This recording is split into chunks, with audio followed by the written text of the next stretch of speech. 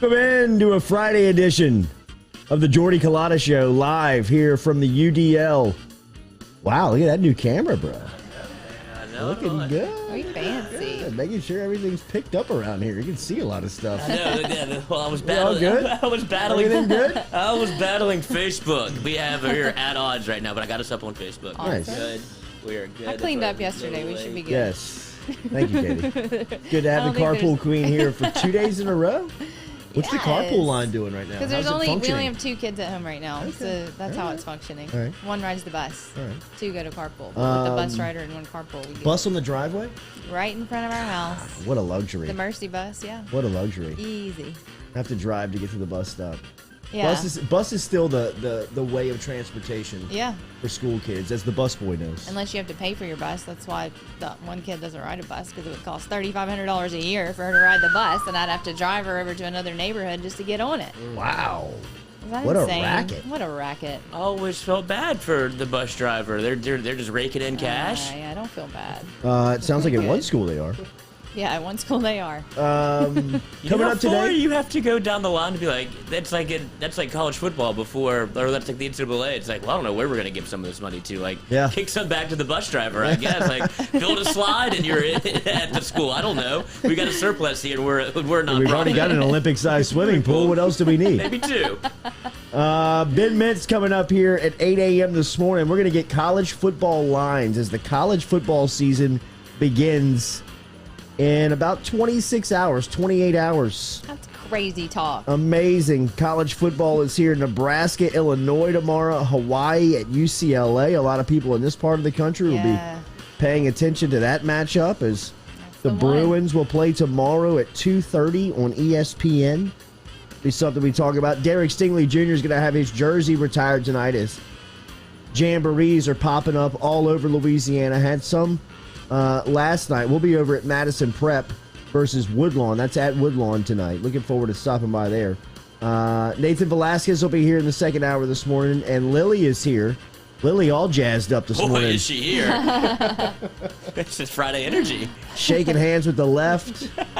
Talking about the dumplings. It was such a power move. Came in so confident, too. She's our boss now. Eager for the picks.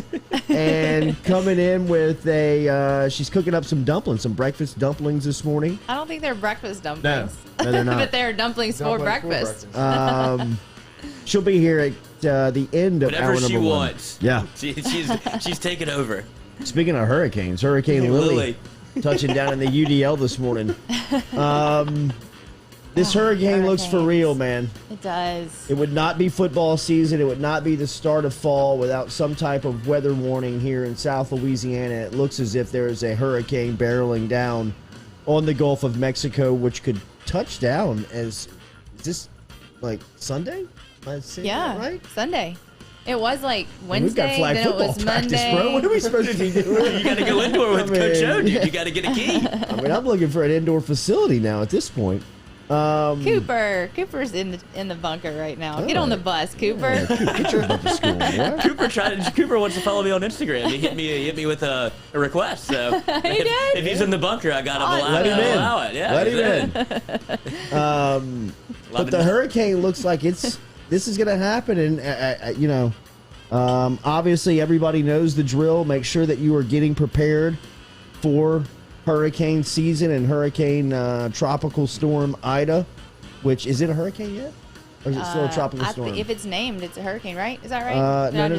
You made that up. I did. You made that I up. knew when it was coming out of my mouth. I'm going to try to lie here and get away with it. I knew it. I couldn't stop it. But it did now. It said it was going to. Was it Hurricane Laura? No, that was last year. I think they were comparing it to Laura from last year, the track. But now they're saying it's going to land as a 3, possibly. Where's Steve Caparotta? You know what? Let's call that. I'm texting him. Call that SOB. You know that he, this is what happens every time. Like, there's whispers of a hurricane coming through. He's like, my phone's about to blow up. Yeah. Like, everybody, all these fair weather fans are going to start hitting me up like, so should I be worried? And he's like, you haven't talked to me for 6 months. He's like, now you need my help? Now you want to talk to the doctor? Exactly. So, I mean, I guess he'll answer. It's his knowledge. It's his to give away. It is. Absolutely. He knew the field he got in. We will see what this is all his fault. what the doc has to say here. We'll see if he can touch back with us here before we get out of here at 9 a.m. this morning. But it looks as if weather is going to affect South Louisiana over the next 72 hours. So make sure that you are prepared. Are y'all for prepared? that? No. We're not at all. We're just gonna leave. You're prepared? We're prepared. Oh, I'm sure. What did y'all do to prepare? No, I mean, Noah still lives with his parents. Yeah, but so do I. Yeah. We're not prepared. Yeah, right. She's I here. am a parent, and I'm not prepared. And then I'm gonna bitch whenever something happens. Like, I Golly, can't believe. the new I know. camera looks great. It does. This is the new one. Yeah, it does. It looks really good. Did y'all sandbag? Are y'all sandbagging over there? Oh no, we don't. We're not worried about the flood. It's just just like food, being stuck in the house. Okay, yeah. water. Oh, it's the food. Gasoline. He's ready. Yeah. Yes. Could you Yeah, imagine yeah, having yeah, to yeah, feed yeah. Noah and he can't leave the house? He'll start Lean eating. cuisines, wheat Yeah, thins, he'll start eating the paint off the wall. Dr. Steve Caparotta is in. We're calling him right now. All right. We all good on Bluetooth over there? No, hooked up on that Bluetooth. Yeah, I got you. Calm down. Hey, that's not me. That's her. Nathan Velasquez will be here, as we said, at 8:30 this morning. We are going to talk to Ben Mintz and get some college football lines and look ahead to the college football weekend here in a minute. But first, let's see what's happening with the weather as Dr. Steve Caparotta over at WAFB is Trilling the line. going to link up with us here now as he's the best in the business. Hello. Doc, good morning. How are you? We are live. Yeah, it's a busy morning. I bet. For sure. I bet. Let's lead off with the obvious first statement. What do you think about LSU's defense? I'm just kidding. Is this? What are we looking at here? Jordy, we really, I'm ramping up the messaging this morning. This is looking particularly bad for Southeast Louisiana. There's just not right now as we look at the model guidance, there are none that are good for Southeast Louisiana. Now, there's still some questions on who exactly gets the worst. Is it a little worse over New Orleans way, or is the worst right here in Baton Rouge, or even closer to Lafayette? Still some subtle differences there, but this storm's probably going to be big enough that a pretty large area is going to be impacted, and all trends are just not good this morning. What's the timeline we're looking at? When does landfall look imminent?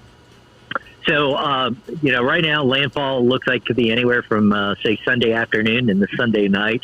A lot of that's going to be dictated by, as you look at sort of the track scenarios, the farther east it comes inland. So if it goes inland closer to Grand Island, New Orleans, it could happen maybe as soon as midday or early afternoon on Sunday. But some of the guidance brings it in more like St. Mary, Iberia Parish, south or southwest of Baton Rouge.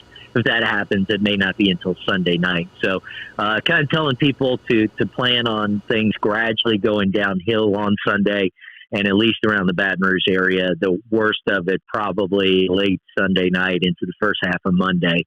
So it's another element to consider. You never like for this to happen, but it could very well be that the worst of the wind to the Baton Rouge area could be during the overnight, which just makes things even worse. Lots of rain. Are you expecting lots of rainfall with the storm? Yeah, so right now we're telling people to plan on anywhere from 5 to 15 inches of rain. Damn. And certainly could go higher. Who gets the heaviest, that'll depend on the exact track. That's typically going to happen a little bit east of wherever the center goes. But if you take that 5 to 15 inches of rain and you combine that with the fact that we'll have onshore flow the next couple of days, are to kind of piling water into Lakes Pontchartrain and Maurepas, that'll slow the drainage to the rivers. It's a bad setup with that too. So as the rain starts to fall, the rivers are going to have a tough time draining. So it's another element to the equation. We were talking about preparation. What do you advise as far as getting prepared for a storm like this coming in? Yeah, so I still get questions for people around Baton Rouge. Typically, we don't recommend evacuating. Evacuation is usually for those that are in storm surge areas, or maybe if you're in a real flood-prone area, you might think about evacuating. We typically do not evacuate for wind, as long as you're in a relatively sturdy house. Now, a mobile home, something like that, that's totally different. Get out. But main preparations right now are some of the things we all know to do. Make sure you've got gas in your car. You've got a generator, a couple of things. Test it now. If it's been sitting in the garage for a year, 2 years, 3 years, who knows if it's going to start up. test it now. Make sure you got gas for the generator, batteries, food and water for at least a few days. Another thing I've kind of been trying to coach people, if you got big trees around your house, try to, some people are directionally challenged. So if you look at your house, you may not be able to find north, south, east, and west. Well, try to figure that out, because that may help you determine as this gets closer to landfall, you might be able to say, okay, it looks like the worst of the winds are going to be coming in from the east. So if you got a big tree that's east of your house, then you say, oh, okay, maybe I need to worry a little more about what if that tree falls, then maybe it's a little more likely it might fall in the direction of my house. Meteorologist Steve Caparotta, Dr. Steve Caparotta, joining us here on the Jordy Culotta Show. You can follow him on Twitter at Steve WAFB. I would advise you getting onto social media and following him now to keep up with whatever the latest is, especially if you lose power. You'll want to be able to keep up with him on social media via your phone. Doc, one more on the way out. Katie said that because the storm was named, that it was a hurricane. Real quick for those out there it was wrong. I said that I was don't wrong. understand just the naming, how it works on the storms of just how this operation flows. For the layman out there, can you explain it to us in an elevator? Yeah. And Katie, you're not alone. Don't worry. But real simply, they get a name once they become a tropical storm. A tropical storm is once the winds, technically once they reach 39 miles per hour, but really 40 miles per hour. So once you've got something organized, the first stage is tropical depression. So once those winds hit 40 miles per hour and it becomes a tropical storm, then you get a name. All right. Could have been worse. Got it. Could have been worse. Thank you, Doc. I know it's very busy for you. We will be in touch. Stay safe. Yeah, everyone listening, please take this seriously, prepare, and be ready by tomorrow night. Yes, sir. Thank you. Thank you, Doc. There's Dr. Right, Steve no Caparotta checking in this morning on a very busy Friday morning for he and everybody up at WAFB and their weather center up there. Get on Twitter. Me. Yeah, that was not the tone was I not was looking for. lighthearted at all. It wasn't like, y'all calm down, it's going to be fine, it's Louisiana. Yeah. It's It like, seems hey, to be bad. This seems to be a real one. It's got a name. Sunday is the flag 16th football's in trouble. anniversary of Yeah, Katrina. it might be a run-heavy attack. Is Sunday Sunday's the 16th anniversary of Katrina. Wow. Oh, no. Wow. History repeats itself. So first things first, get on social media, get on your smart device, get on your phone, and make sure that you've got Steve Caparotta. You're following him on Twitter at Steve WAFB. Follow everything with WAFB and their weather center up there, as they'll be bringing us the latest of what's going on. But if nothing else, you can hear in the tone of the voice of Caparotta, who is very lighthearted, usually very funny, jovial guy. He's working. He's got his sleeves rolled up this morning, and he is preparing for something over the next 72 hours to touch down in South Louisiana that is not and does not sound like it's going to be good from his point of view. So take this serious and make sure everybody out there is prepared for the worst, because in talking to somebody that is much more educated in this field than all of us, Clearly than me. Yes, it sounds like he is on the front lines of watching something that we need to be prepared for. So there did seem to be a point of contention about 39 and 40 miles an hour. There must be different voices in the room where they're like, well, I was told it was 39, and this other school said it's 40, because he's like, some people say 39, it's really 40, which it seems like that's a good line of demarcation to draw. It's 40 miles an hour. 1 mile an hour off. That's yeah, but it's not, you know, people are very, We're there. very technical about, name Name it. They've got money waving around like, I got Laura. She was last year. It's Ida. I wonder if they do battle what's the next name going to be, because they don't repeat. They already put them out. The next one is... They have them already. The next one's Julian. I would be and the then sucker Kate. in the room. No, it's not a draft. Yeah. Or I just would have a chalkboard out and have odds for the next name. Watch and you this. just put a money You want down. to take all of Lloyd's money? Just get him to gamble on anything. As soon as that wind gets to 40 miles an hour, watch this. Or roll out the odds. Well, there's two more forming behind it, right? Sweet. Like other things out there. It'll be Julian and Kate if they get named. The Look hurricane at season you. was over. You. Is it no, hurricane hell season? No, bro. We're in the teeth Is of it. it over? That's from It's not over till Pineapple November. Express. Oh, Whenever easy. my I bad. thought hurricane season was over. Okay, Okay. sorry. You got us, you I mean, got we us. were serious, Lloyd. We're scared and serious. I know, I deflect. You do. Remember daily here on the Jordy Culotta Show, our coffee is presented by Majestic Coffee, DeliciousSips.com. The water is True Blue Water, TRU, BlueWater.com.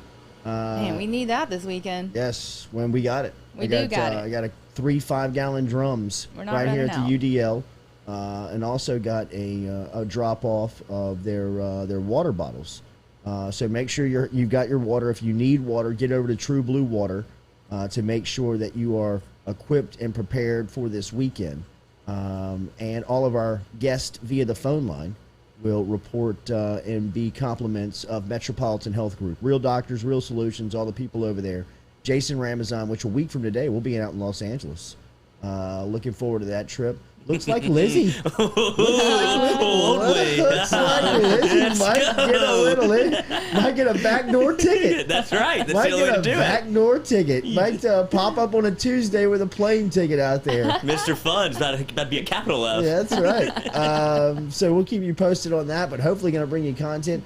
New equipment Hopefully. here Yes. at the UDL. Is this the shot right here, Lloyd? No, this one is. Well, that shot looks great too. We got them all set up. You know, when the IT guy comes in, it's out of my hands. So it either looks Yes. way better or it looks just a little bit better. But Shout today out is way better. shout out to Joey Rodriguez and our IT department. Wow, look at that, dude! So clean. Crisp. It is. It is. It is nice It and is crisp. crispy clean. Colors all right. are right. Nobody looks purple. We don't look purple, thank God. Yeah. Yes, got that done. Little improvements. Trey Bradford is leaving Oklahoma, and a lot of people think he's coming to LSU. Is this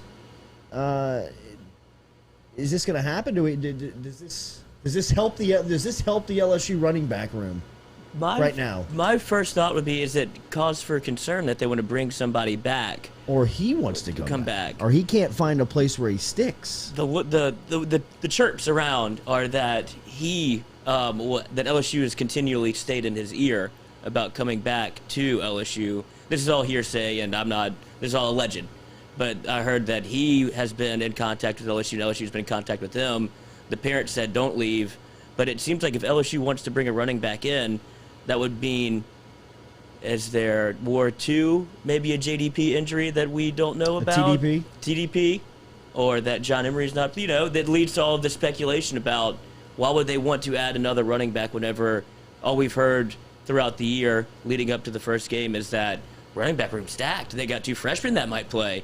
So maybe it's maybe it's more to it than we know. Yes, no, it seems like there is some smoke here because this started on with some Oklahoma fans that are close to the program stating and watching and hearing the rumors and smoke around Trey Bradford. I know that, Trey. but it's short for. That sounds right, but I've always just called him Trey Bradford. Yeah, I think it's Cavantre. And he goes by Trey Bradford, who spent a season here, was a speedy back out of Texas, transferred during spring up to Oklahoma, and looks like he is unhappy there.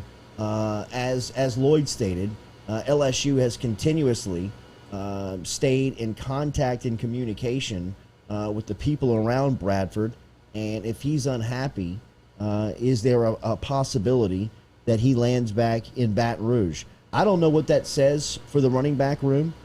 I don't know what it means for the way that it's put together now. It would seem like if you added somebody else into the room that you expected production from, that it would be a little crowded back there. Because here's my take on the running back going into the season with just over a week left to the offseason.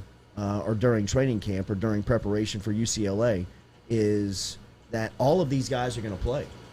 But it seems like all of them are going to play. Ty Davis Price has been set back by an injury, so I don't know what the timeout means for the start of his season.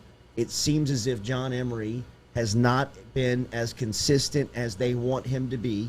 If you're just reading between the lines and listening to the messages that Orgeron is usually describing when he's asked about Emery, that there's been some high points, but there has not been enough day in, day out work, whether it's been him not being there or just poor practice performance on where he is going into the season. And there seems like there's a lot of glowing remarks about the freshmen and Armani Goodwin and Corey Kiner. So it sounds like they're going to use all four of them. It sounds like there's not one lead guy at this point, and they're just going to throw them out there and give them all opportunities, and whoever kind of shakes out and is last man standing, or guy that has the best the hot hand. It's the hot hand theory, wherever you just kind of roll with whoever kind of seems to be playing well. As I imagine LSU's done this before, so it's not really something that I would be afraid to see, because the last time I think we've seen like a stalwart back, like we've had a nice run of Leonard Fournette to Darius Geis to Clyde Edwards-Helaire, but everything in between there, like I guess Nicholas Brissett, you could say, was every down back. But in years past, LSU would roll out 3 and 4 guys, right, and you would just be like, well, I can see how all these guys should be on the field. So it's not something that concerns me really to see a lot of guys play, but it does concern me that they're freshmen, and that's when you get into, do they know assignments, do they know blocking schemes, stuff like that. I think running back's probably the easiest position to transition from high school to if you could play, college. It would only be wide receivers probably up there. You know what I mean? You just got to learn.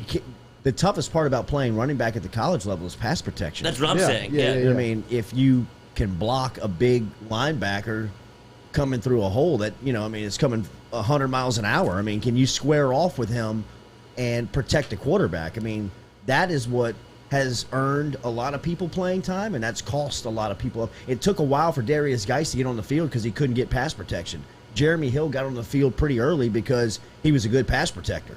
I mean, that part of the game, if you can get that pretty quick, you can usually, they can all run the football. For the most part, they can all catch it too. If you can get on there and understand what the philosophy and the scheme is and pass protect, you can play. Well, look who they have coaching at LSU. Probably one of the best pass protectors of all time, and Kevin Falk. That's why Tom Brady loved him, and they kept him around in New England for so long, is because he understood scheme, blitz protection, and essentially pass protection, to where Tom didn't mind having him out there on third downs or bring him in certain situations because he knew he would always be protected, and then he could leak out and make plays. But having that all-around aspect to your game is something that very few running backs have, and when you do, like you said, you'll get on the field early, and there's no better guy to teach it than Kevin Falk. Nothing says the college football season is here like a preseason Herbie Award list, which last night was launched over at ESPN. A little LSU flavor on the Herbie Awards, as Derek Stingley Jr. scooped up 2 of them last night. And if they still had the category for looks most like a pro in a uniform, he should have had 3. But most pro-ready and most exciting player in college football both tabbed to Derek Stingley Jr. going into the season, as Kirk Herbstreit has always barely been high on Sting. I believe last year, preseason, he had him as his Heisman pick.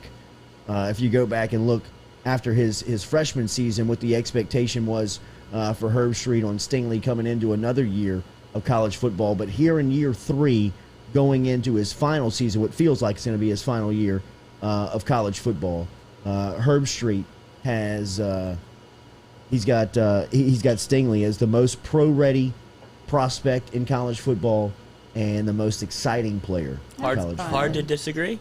I would say he is the most pro-ready. He could be in the league now. Yes, he could have been in the league, I think, 2 years ago. I think he's one of those Adrian Peterson, Leonard Fournette, Derek Stingley Jr. Can make the leap from high school. Could have made the leap from high school to college. High school to pro.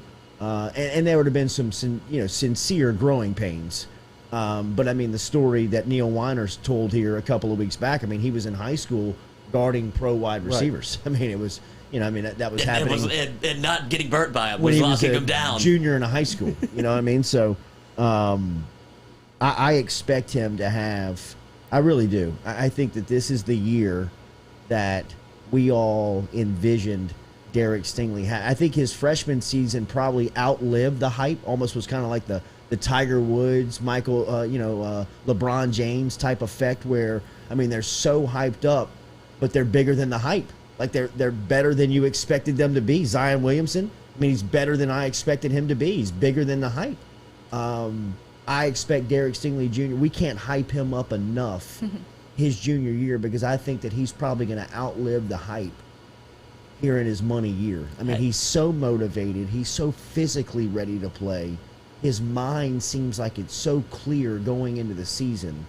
And I didn't know he was like this, but that stuff bothers him. Like, Yes. hearing all that, because he seems so calm and collected on the outside, but after hearing that story about, you know, when the NFL wide receiver shows up to practice and cooks him the first day and he's staying up late with his dad he's watching film of that practice for the next day. He's like, I can't believe that happened to me. Like, it's things where he has that motivation. It's like, no, I'm Derek Stingley Bleepin Jr. Like, this doesn't happen to me. Yes.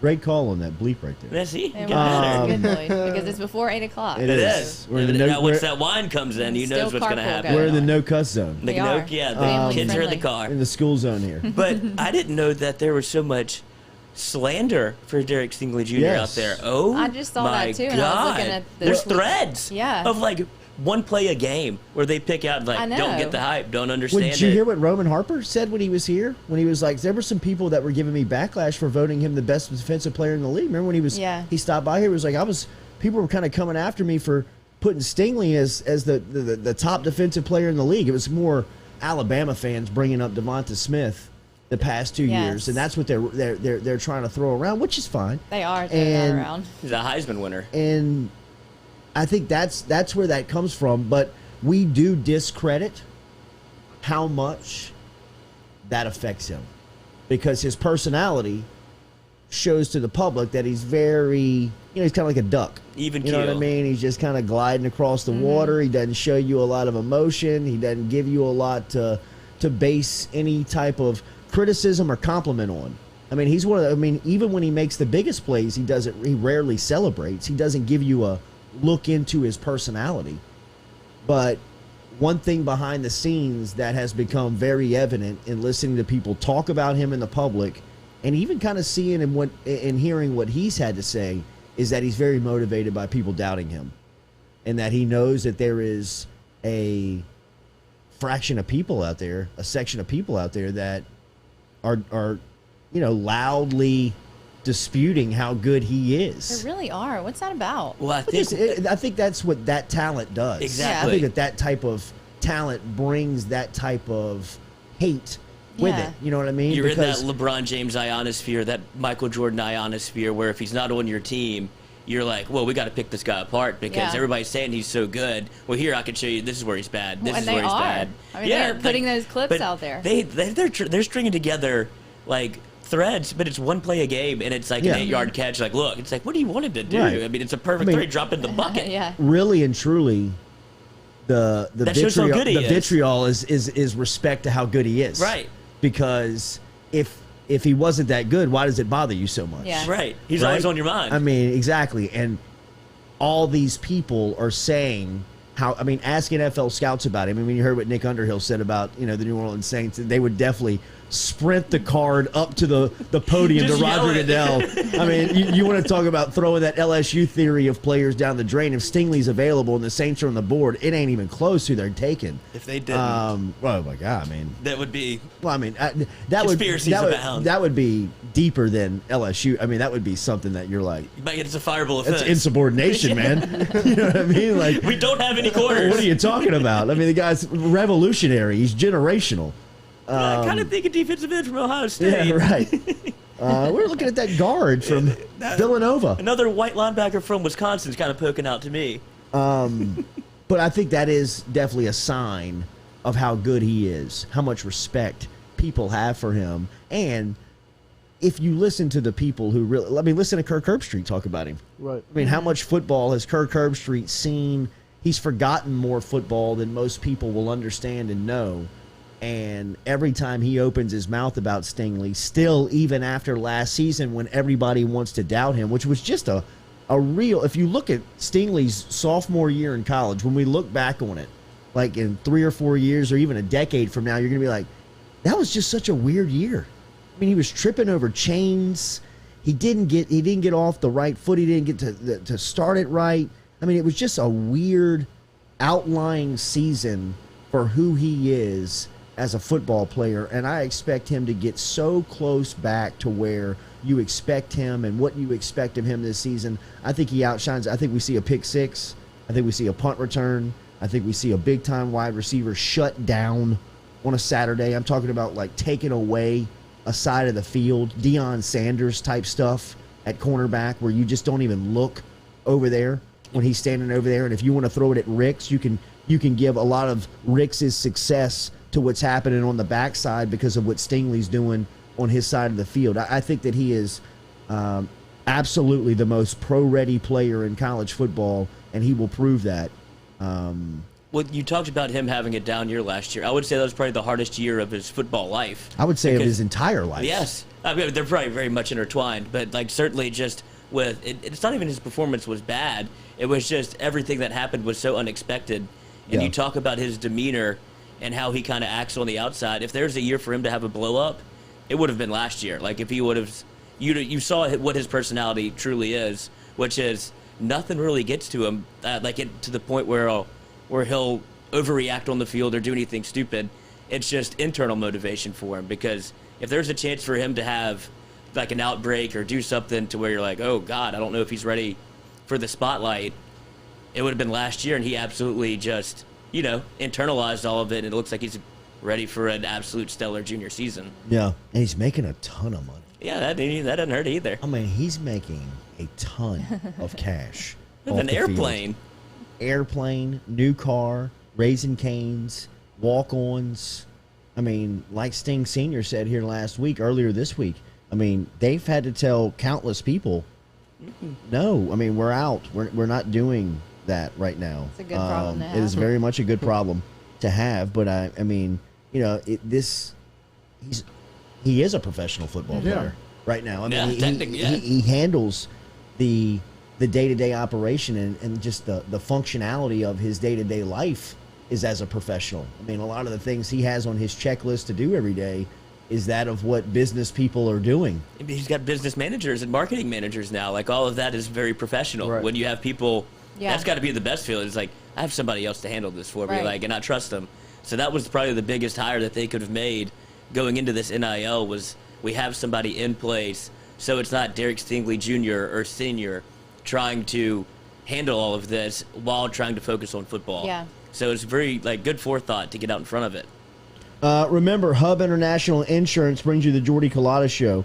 Hub International Insurance is the official insurance provider for the New Orleans Saints, for the New Orleans Pelicans, and right here on the Jordy Culotta Show. Get in touch with Sean Darty today, or let me put you in touch with Darty and help you out with any worker benefits that you may have questions about inside of your office with Hub International Insurance.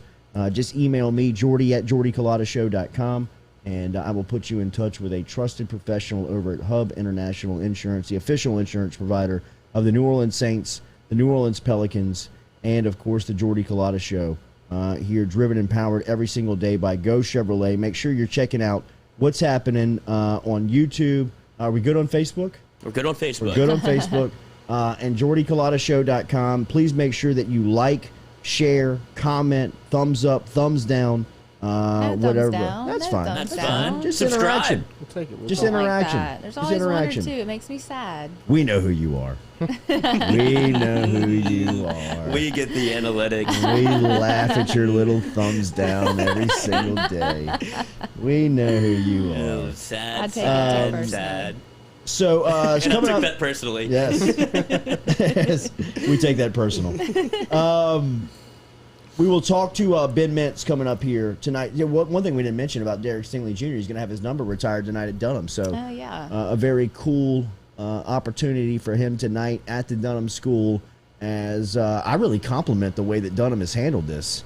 LSU, take notes. Very quickly turning around, understanding, capturing the moment of somebody like Stingley and bringing him back. I'd imagine they'd probably sold a couple of hundred more tickets to tonight's game. For sure.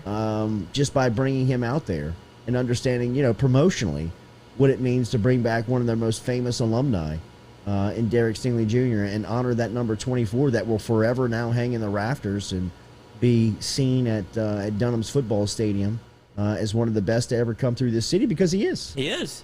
Do they take the Mustang onto the field? Oh, I don't know if you want to put it in that. I don't know if you want to put it so much in the face of everybody out there. Does he have American Airlines? Yeah, a little swoop private in? jet. A little I think it's Cessna? United. Oh, United Airlines. Watch out, Lloyd. Get it right. Watch out, Lloyd. They got to figure that out. I guess airlines, everybody's an airline, so you got to get the first one right. You watching the UCLA game tomorrow?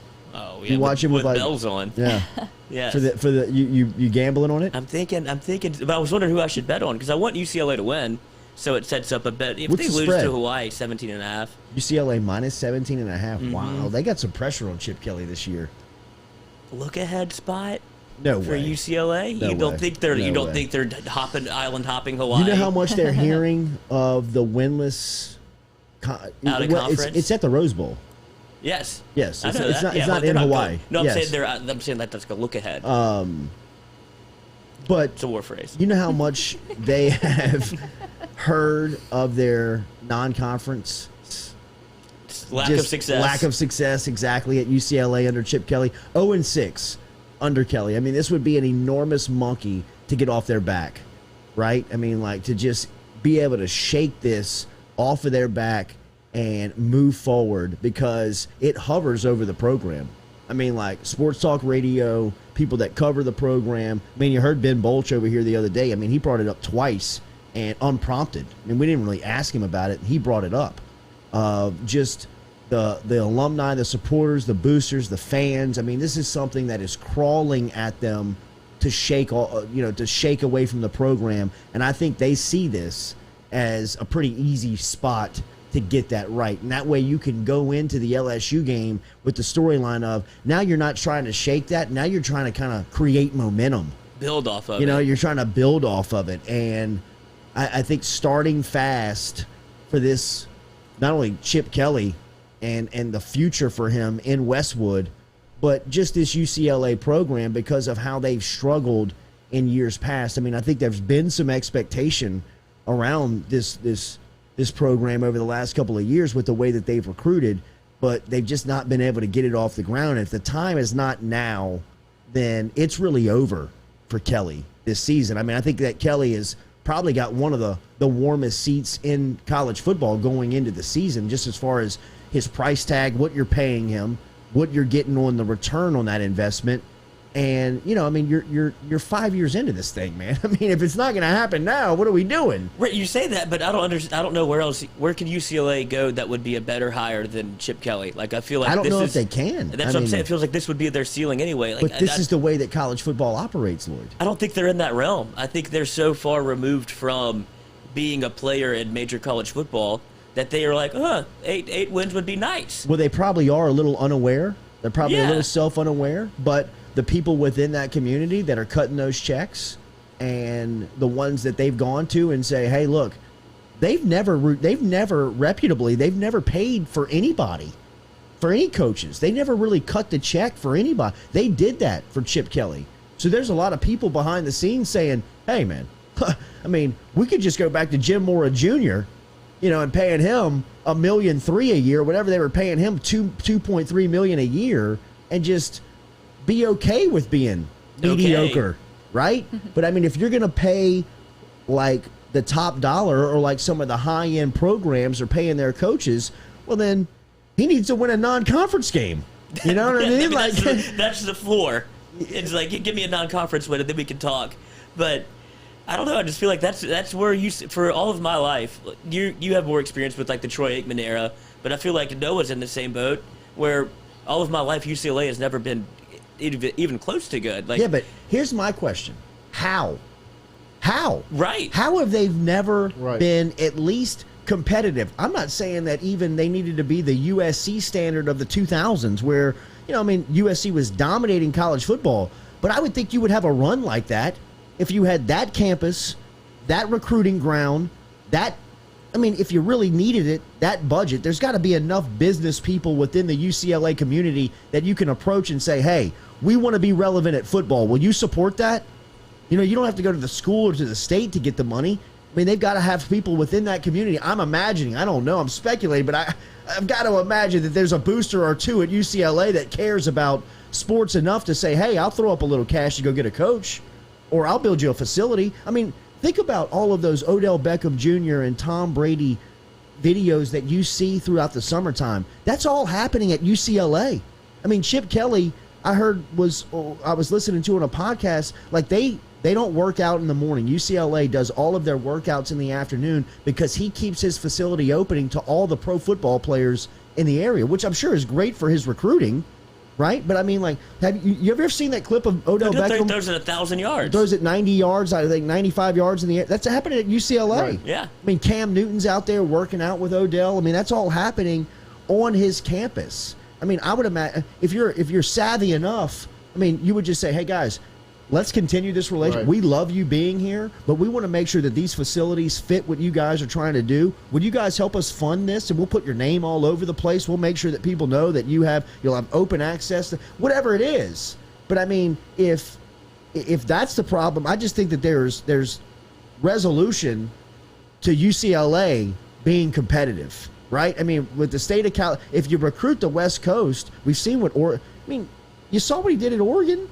I mean, he started taking away recruits from USC. That was kind of the slide of USC, and kind of the rise of Oregon was Chip Kelly getting there and just going in there and plucking Kenyon Barner away from USC, a guy that was committed to Pete Carroll at one point, and he ends up in Oregon, in Eugene, with Chip Kelly. And I mean, I don't know why that model hasn't worked in Westwood. I mean, have you ever seen UCLA's campus? Yeah. Yeah, and recruits are going there. Yeah, I mean, they're going to say, "Oh, UCLA wants me." Oh, yeah, of course. Absolutely. Let me take the they're trip. there. Let me take the trip. Why can't they just can't? Yeah, to your point, dude, I was watching the cost of winning, and it's HBO documentary. Jordan Tolles is on there. It's about the school in Maryland that is an absolute force. But they're talking about taking visits, and I think it's Tolles where he goes, "Well, I mean, I'm gonna go to UCLA. Yeah, for like, sure. I'm just gonna go take the visit. Yeah, because I've been there twice, and I think they go on campus because they're playing Matter Day, and so they're all out there saying, "Oh, we at UCLA!" Like all of them are excited to be there and be in essentially Hollywood. It's super cool, but not play football there. Yeah, they don't. But none of them. They didn't take like we aren't sticking around the facility. We just wanted to say we were here because it's gorgeous. If they had a football program to put out there, I would imagine that would be easier to sell. But doesn't that? I mean, by everything I've heard about Chip Kelly, he's not a nice, like, he doesn't want to do the extra recruiting. He doesn't want to do any of these, like, things you have to do to be a college football head coach. You have to schmooze, like, the big money guys. Bolch said it. I mean, the other day, he said when he's Chip Kelly first got here, he said, whenever you need me on the booster trail, just let me know. Yeah, but you can't be like that. Exactly. You got to create your own ways and inroads with boosters. You got to have a collective, 10-name group of people who you can pick up the phone at any time and get access to funding, transportation, whatever it is.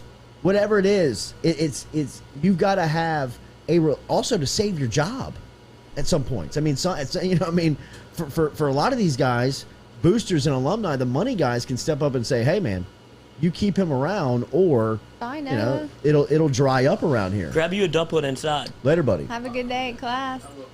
I will. Breaking news. So, I will definitely be watching that UCLA game tomorrow. Obviously, because of LSU facing up against the Bruins next weekend. I think it's over under 70. But I don't think that it's a look ahead spot for UCLA. I just don't. I think that if Chip Kelly understands, I'm just judging by the press I'm reading, by the people we talked to, like Ben Bolch, who's connected to the UCLA program and seemed like he was pretty informative of what he was talking about, and just listening to listening to the Jordy Culotta show of UCLA, the people that are talking about UCLA football on their podcast. It seems like the time is now for Chip Kelly. Like, he's coming. You know what Kelly feels like? He kind of feels like, in listening and reading, kind of like David Griffin. David at the Pelican, because tries to sound like the smartest guy in the room, tries to speak about stuff that not necessarily goes to what's happening on the field, but might have some of the stuff that's ancillarily happening off the court, like breathing techniques and nutrition. And he got a lot of credit for doing all of that at Oregon. Like, and that's what I would say probably got him hired in San Francisco, was his ability to have the forward thinking of, look, we're not getting these kids the nutrition that they need. Have we monitored their sleep? Like, all of that is important, but when it's your calling card and now everybody does it, it's kind of hard for that to be the top tick on your resume, you know? Well, and if that's you and you're not winning, why? You know, it's obviously not translating like on the field. Why do I need to buy into this?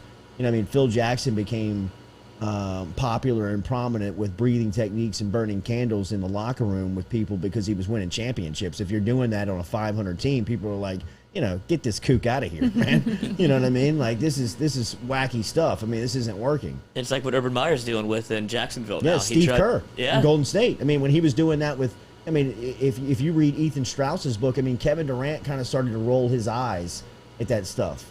Like, I mean, during a timeout in a huddle, like, Steve Kerr's like, we need to move the ball here, get it here. And Durant, like, when they're breaking the huddle, says in Kerr's ear, I thought it was all about good vibes around here, man. You know what I mean? Like, and Kerr was like, I knew right then it was over. It was over, man. It was done. He was not invested anymore. He is not bought into the plan. But I mean, you know, like a lot of that stuff for those premier big time guys, I mean, it's only so much they're really gonna take. You know what I mean? Are we winning? Are we producing? I'll do your breathing techniques and sit around and do yoga with you all you want, but we better be winning on the floor. We better be winning on the field. And I think Chip Kelly's kind of run into a little bit of that pushback from people of, yeah, we've heard it, man. We know what you're selling. We understand what you're doing. Win a non-conference game. First. Please. Did you have a hard time finding information on UCLA? I was scouring the internet last night. I did, but I found a little honey hole once you hit it. Spotify's got a great podcast series that follows teams around, and there's a great UCLA kind of network of people that are there that they kind of talk to that community. Like, that's where I heard Ben Bolch for the first time was on there. Like, they have like a not like a 247, but like somewhat similar to that where they cover. And then there's some people that just cover like Southern California college football. Like, they'll cover like San Diego State, UCLA, USC, all those teams. That I found some good information from. Well, I said that because... But they don't care like we do, that's bro. Well, that's why they don't care. It's not the same. That's what I was going to say. This has to be the most they've seen their names pop up in the news, and it's all LSU-based. That's why I almost think of the look-ahead spot, because everything they see is UCLA, LSU, not UCLA, Hawaii. Like, I'm sure half of those people that kind of are fringe fans of UCLA might think that's the first game of the week. Yeah. Like, that would be their first game is LSU versus UCLA. And I was trying to find information on UCLA, and it just really wasn't. It's not like it is for LSU. No. And that's what I feel like they're so content with the Chip Kelly, because, like, oh, this is fine. Like, it's a name that we know. Well, they're not content with him because they're paying him so much. Yeah, but it's Hollywood money. Yeah, but they look at that as... What are we wasting it on? Yes. I mean, it's almost disrespectful to the university because of how much they promote and push academics, which, man, I'm not here to debate. That's great, and they are a great academic institution by all accounts. Because, you know, rather like the SEC, where they reinvest into their athletic facilities and coaches and athletics experience, UCLA seems to take their profit and put it back into the academic side of the institution. So a lot of those people who have routinely seen that see the price tag that Chip Kelly is demanding, and seeing how much they are paying him and saying, I mean, what? Yeah. Why? You know what I mean? Guy can't win a non-conference game.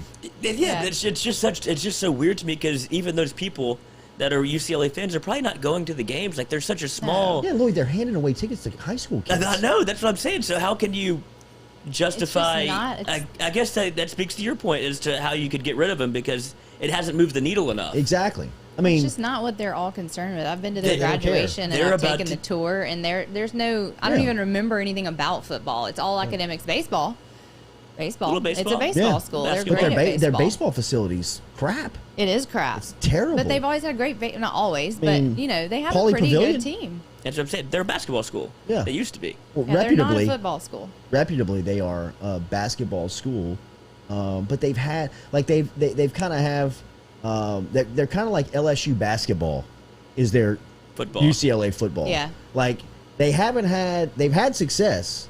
They haven't had a lot of consistent success, but there's a couple of players that have come through there that you recognize. Yeah. Like, I remember J.J. Stokes, the wide receiver. I mean, one of the McCowns, I want to say. Yeah, Mercedes Lewis was there. Mercedes Lewis, the tight end. Maurice Jones-Drew. And then, I mean, like, you could back it, like, Troy Aikman. Josh Rosen. You know? Neil Delicana was from Baton Rouge and Catholic High, was a starting middle linebacker for UCLA. And when he went to UCLA, Delicana out of Catholic High, and I believe this was... Smart man. Late 70s, early 80s. Smart so, you know what I mean, bro? Like, he's running around Hollywood, like, in the early days of Lakers Showtime. But, like, when he made that decision, UCLA was, like, one of the... Like, it was cool to go there as a football player. You know what I mean? It wasn't as cool. Like, Delicana was at Catholic High in Baton Rouge being recruited by, like, LSU, Texas A&M, Texas, and he went to UCLA. And, I mean, at the time, it wasn't as much smirked at because it was like he's got a great opportunity out there. I think he still is out there and is, like, runs a division of K-Swiss shoes. Really? Like, you know, I mean, like... That's the dream, isn't it? It is the dream, it's just to be like, well, I went to California from Louisiana and I just never left. Yes. Like, I just... Van, because they love beachside. They love Louisiana people in that part of the country. At least, just in my experience, I lived in Hollywood as a runner for an agent one summer in college, and I lived there from the Jordy Onion, June 1st to like August 1st. So like 2 months of just 100 miles an hour, bro. Just throttle down. 405. Let's roll. But they're all kind of, they fall in love with Louisiana people. They really do, because our personality, they just don't see it every day. Yeah. People are so either chill or so disinterested that when you get somebody that's personable and holds open doors and yes ma'am, no ma'am, thank you, they're just like, I mean, this is unbelievable. We got to hire this lady or this guy as some type of marketing rep. You know what I mean? They've got to sell who we are. And if you look around Hollywood, there is a lot of like South Louisiana flair of people like either in head spots of studios, in some cases running studios, behind a lot of managerial positions with those people, or a lot of Louisiana. I mean, it's the Louisiana flair in Hollywood is, if you start digging, it's like an onion. I mean, you can find a lot of flavor. Well, we went there. I worked for Marucci for a summer. We drove from Baton Rouge to Huntington Beach. Wow. Your boy, why? The entire state of Texas? Truck and trailer the whole way from Baton Rouge to California. Hit California right at 5 o'clock. Like, just no way to schedule that. But it was like, we're here. Yeah. It was unbelievable. But when we set up at a under 16 baseball tournament or whatever, and all of the people there, like, immediately, we're like, y'all are the nicest people of all time. It's like, y'all are the nicest people of all time. Right. And they were hanging around just to get, like, the Louisiana experience and talk to us, just because they haven't really seen anything like it. And I feel like, I hope none of that is squandered by an LSU football experience. But I feel like they'll love us coming in. Yeah, and some people will screw it up. Yeah. I mean, you know. Like there'll be bad experiences. Yeah, absolutely. There will be bad experiences. But that's not just solely on LSU. No. You know what I mean? Like, for the most part, it could be any. I mean, for the most part, LSU fans are going to enjoy their experience and bring an enjoyable experience with them, right? I mean, I don't think that for the most part that we're coming there to fight. You know what I mean? I think it's going to feel a lot like it's an LSU home game for UCLA in terms of like, oh, look at, it's like they had to come to Baton Rouge almost. We're like, oh, look at how they do this here. This is incredible. They set up tailgates. They have food I've never had. Like, it seems like it's going to be an away game for UCLA fans at least. And there's a huge alumni base in Southern California. Every single year, the summer that I lived there, we went to the San Diego LSU alumni crawfish boil.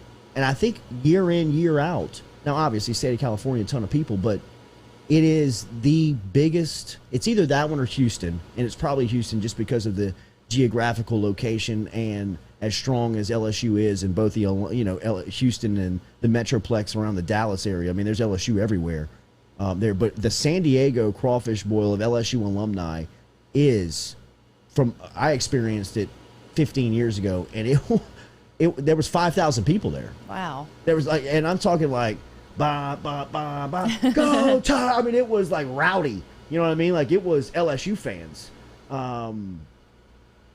So, I mean, there's going to be a ton of purple and gold. Yeah, well, no, I know that, but and I like that they've had a little taste of what Louisiana kind of is with that stuff, that they know some of the fan base and some of the people. So it will be a little bit of a culture shock, I'd imagine, for some.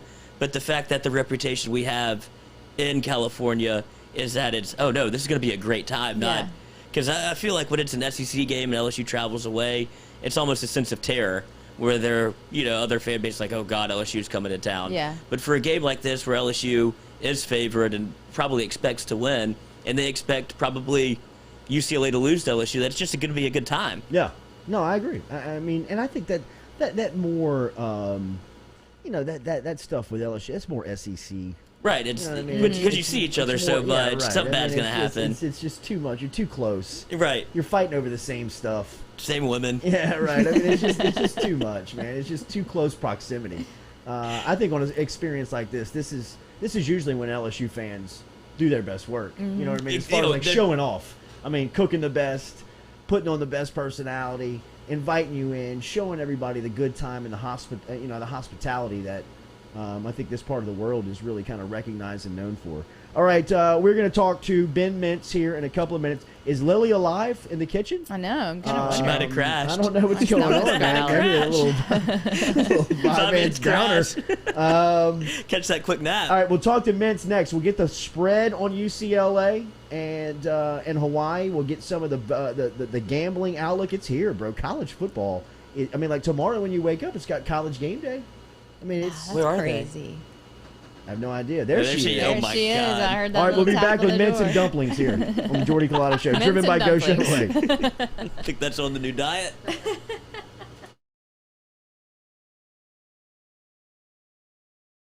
Gearing up for spring and summer down here in South Louisiana, and you want to keep your lawn maintained during these sunny seasons, get in touch with our friend Blake Abear over at Abear's Lawn Maintenance, where he says, you grow it, I mow it. 225-485-8022. 225-485-8022 is where you can find Abear's Lawn and Maintenance, the official lawn and maintenance company of the undisclosed location. Papa Earl's, the fine spice, originating right down here in South Louisiana by our guy Mark Pop Norman.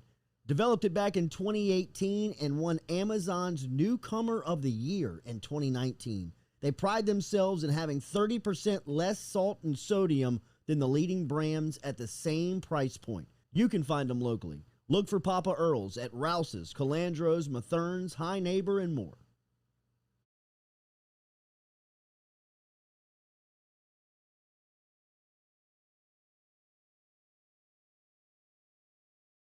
GoFlow IV and Spa, 7970 Jefferson Highway is where you can find them, or you can simply go online to goflowiv.com. GoFlow IV Spa is a medical spa that specializes in IV hydration with vitamin infusion. At GoFlow IV Spa, they can help you with a wide range of issues, from skin care to illness recovery, athletic performance, hangover cure, chronic illness, and even chronic dehydration. GoFlowIV.com or stop in and see them, 7970 Jefferson Highway.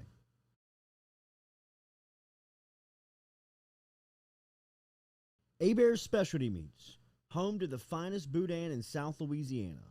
2 spots right here in Baton Rouge and out in Prairieville. Stop in and see them in the Dutchtown Shopping Center on Highway 73 or right here in Baton Rouge on Jefferson Highway. Online, abearsmarkets.com, and they're all over social media. You can find them on Facebook. You can find them on Instagram. Abear's combines perfect seasoning with that authentic Cajun flavor. Find out for yourself. Baton Rouge on Jefferson Highway and in Prairieville on Highway 73. abearsmarkets.com.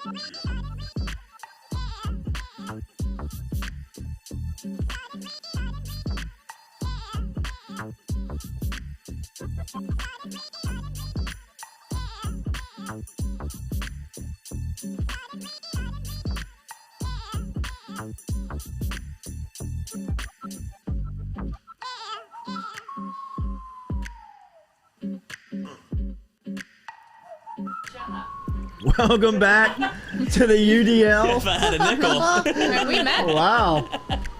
Lily is back in the UDL.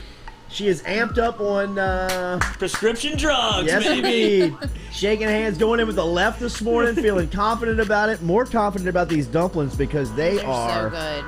Amazing, Lily. Oh, maybe the best that we've eaten in the UDL. What's in here? Spinach? Okay, so this is... Good to see you. Good morning. How are you? Good morning, guys. Good. Yeah, she woke you up. So, I mean, you've been seeing you've been with her all day. Yeah. Before the sun came up. I'm sweating in your kitchen. Oh, God. How about that kitchen? It's nice. Thank you. UDL R&B has builders. stepped it up. R&B. So what you're eating is called a momo. It's a Nepal dumpling. See, they put cheese in their dumplings. This is like South Asia. And we don't normally are used to that in our It's like hot ravioli, stickers. kind of. Yeah. See, we're getting close. Yeah. It is. They kind of back up next to India. So this is kind of a cuisine that's been, merged. Is this watermelon? So you're eating a watermelon salad with like a dark soy fish sauce vinaigrette with some snow peas on top and some fried shallots. Wow. And a little bit of mint. Lil. You're so Crush this lucky, one. Lloyd. Lloyd doesn't eat any of You're this. so lucky. He's No, never tasted any of this. Really? I would eat a dumpling. I'll have a dumpling, but the watermelon salad, not for me. Occasional dumpling. What you have to realize is when you live with people like this, is that it's a lot every time. This is a Monday through Sunday thing. Like you have to pick your spots, otherwise you'll be a balloon. Sure. You know? Very vain. No, I mean, your that's your just. youngest. Could you imagine me at 210 pounds at 5'8"? No, It'd be so be unattractive. hilarious. Exactly. So I have to sacrifice some of these things that I know are good. It's so miserable because he pinches every little piece of fat. I do. I'm doing it right now. I was just talking about it. Don't worry. Lloyd. He needs So some therapy. vain. Therapies in his That future. garage gets so hot. I got a girl. Tell us Therapy. about your new cooking therapy. class, your Asian fair cooking class. So this is going to be in my Asian fair Asian. cooking class. Is it in UCLA? It's my first Asian. Just my first Asian, John. Sorry, Lily. I'm in for it. You're getting swept up. You're getting swept up in the UDL and the Jordy Culotta show. Yes. The tide is running up this morning. Okay, tell us what's going on. You have got a cooking class. Yeah. You've been blowing up. I've been watching you on social media. It seems like this is becoming very popular here. I don't know if this is a pandemic thing. What do you kind of give the success of why? I mean, it seems like as of late, a lot of people are trying to come get the cooking class. Yeah. I'll book it at Redstick Spice. I can take 8 of y'all. Oh, Lloyd. Jeez. Oh, Lloyd. Trying to show off in front of his mom. He's trying. He's trying. Okay, sorry. Go ahead. Your cooking classes. Yeah. So I just put this on the books. It's called Asian Fare. So, like I said, we're all over Asia. We're just not sticking to one part. Mm-hmm. So that's what you're. And wait. So they always serve these, Paul, dumplings with a spicy tomato chutney of sorts, which is that sauce at the bottom of your. Like ravioli-ish. Yeah. Right. Yeah. And then we have a little chili crisp on top. So that is something we do make one in class, but you can also buy one. You make the chili crisp in class? Yeah, we do. Wow. But if you go to, your Asian markets, okay. If you see his little face on a bottle. Who's that? Can we zoom in, Lloyd? Oh, we can. Who is that? Is that Kim Jong-un? Yeah. That's what it looks like. How'd that get out? I have been told by several chefs that if you find his little face on a bottle, buy it. It's good stuff. Really? So It's the only thing they sell there. It's his. This is his spicy chili crisp. He has a couple of things on the shelf. So that's what I topped it with. So you also ate a pot sticker, and you ate a steamed dumpling. So the pot sticker had a little crust on the bottom. Yes. As you can see on my beautiful dewy face from being in the kitchen frying dumplings this morning. So this is the steamed version in your bamboo steamer. Which one is this one? That's a steamed version, and then the pot stickers are in the sauce on this platter. You had a bamboo steamer in there in your kitchen? No. Oh. What do you think? I figured it was Kelly's if you did. That would be Chef Mike again. Absolutely, I do. Okay, wow, look at the Zoom quality. I can do a lot of stuff over here. I'm just finding out. This is cool. Look at the single shot on Lil. Yeah. Lily, you look great. Oh, you thank look great. you, sir. You always Thank you, do. sir. Absolutely. Tell our listeners how they can get involved in the class. How can they sign up? How can they find the class? redstickspice.com has a cooking calendar, and you can find me. Yeah. Like Wednesday, I'm doing a daytime class. You can have lunch with Lily on Wednesday. I love that. So we're starting to book them, and they're starting to fill. So there are people in this world that don't work and want to come hang. Yeah. So it's a meze class. Yeah. Hey, this is my job. I didn't mean that. That wasn't like, that was really more of a compliment more than anything. The carpool queen loves to hang, bro. I mean, hey, I've been to a cooking class with her. We had a great time. We did. The only thing that happened is we put the tequila in the fridge way too early. Yes. We got a little rattled. They just started speaking talking. of tequila, what are we drinking this morning? Oh, speaking of tequila, y'all are drinking a Pet Nat. So this comes by Ben Jones, he's the wine buyer at Calandro's, and he's also a sommelier. Can you get a shot of that bottle? Super. I can. Zoom in, Lloyd. Super cool. This is no fun. So, having to work. Yeah, doesn't want to talk. So, Ben picked this out for us to drink. It's got some strawberry notes, some watermelon notes. Yep. So, what this is, a Pet Nat is they cap it first fermentation. And they make it with all kind of fun grapes. It isn't like a Prosecco or champagne where they only use certain grapes. Like this is a Pinot Noir. No way. Yeah. Really? And I thought this was a rosé. I know. And then it's also low in alcohol. So Pet Nats are like 13%. Done with it. So no, that means you get to So drink it's like all day. water. No, Just my style. it's tailgating material. You can drink this all day. Yeah. The calories, though. You wasted The 2 calories. Well, what's You the would difference- be, for sure. This is, I can't even feel it. What's the difference between the calories of that and bourbon? Come on, it's game day. Well, then you start getting to the carbohydrates of what are you putting in and what you're getting out of it. Jeez, you're worse than a girl. Yeah. Hey. Stick to You're your just, high. you're just noticing this? No. I say it all the time. Stick to your high noon, Lloyd. I don't do those Boy, you either. cut Those our are heads good. off. Not enough alcohol for what you're getting at. 90 calories, I got to get a buzz. Okay. Lily, All thank you very much. Do we want to post this recipe? Do we want to? Okay, the watermelon recipe is online on my website. It is kitchenconfidencewithlily.com. So the watermelon salad is up and running. What's the cost to come and do a lunch class with you? They're $90. Okay. And you don't have to do the dishes. I know. Okay. I've done your classes. So probably a pretty good date day, not date night, but like a date day. Yeah. It could be a date night. Date night. Date day, date night. Uh-huh. Yeah, for sure. That is. You know, I teach on Saturdays sometimes. I pick about once a month, and it's amazing. That is their date day. That's a good one. Yeah. That is a good one. idea. They bring wine. It would be great for a date day for an LSU away game. Going into it, get a little date day, LSU night away. Now you have something that you've prepared, and you're ready to show off for your night friends, you know. A little something that you can bring to the table. Take a class on Thursday. Who are your night friends? Or your night friends. Yeah, I don't know, Katie. Me? Yeah, my mother and father. My roommates. My roommates. I'm screwing up over here. Sorry. What are you doing? Sorry, I'm talking to Mintz. All right. It's great to see you, Lili. Thank you, sir. Thank you for breakfast. You're so welcome. And so this wine is at Roca? Okay, yeah. So Ben has influenced these Nepotism. wine reps. Yeah. Well, it's kind of cool because Ben, with his knowledge of these natural wines and other really cool wines, if you go into Calandras, you'll see them.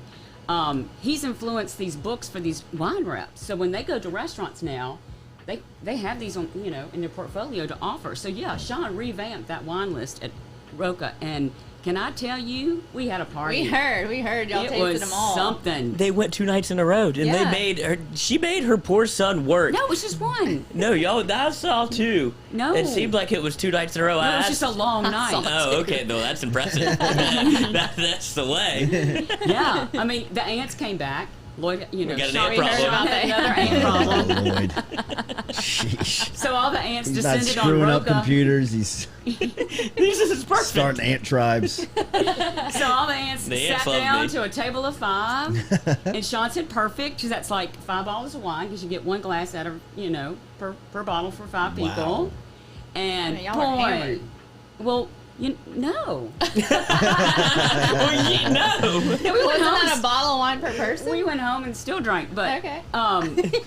Courtney household, though. The uber elite. Yeah. it was definitely an Baton Uber Rouge. night. It was definitely an Uber night.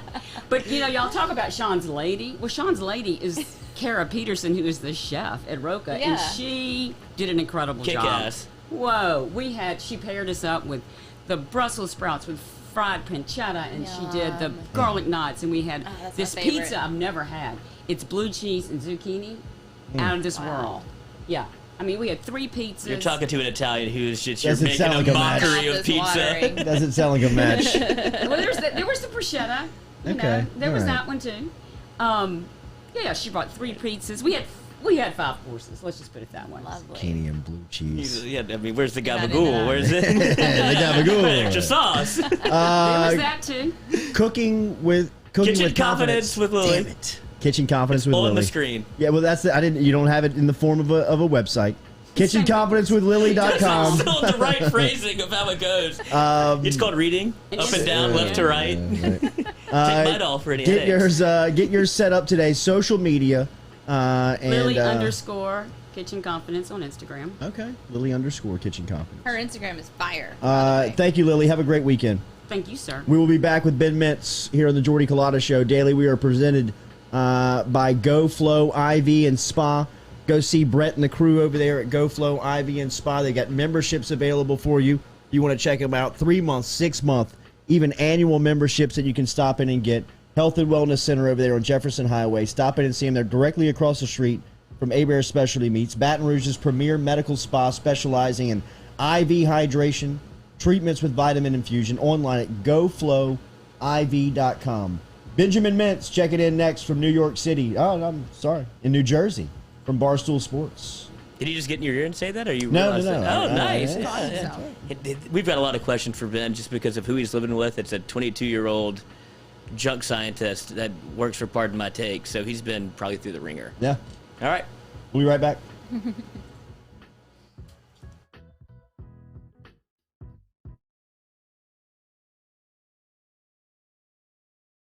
Gearing up for spring and summer down here in South Louisiana, and you want to keep your lawn maintained during these sunny seasons, get in touch with our friend Blake Hebert over at Hebert's Lawn Maintenance, where he says, you grow it, I mow it. 225-485-8022.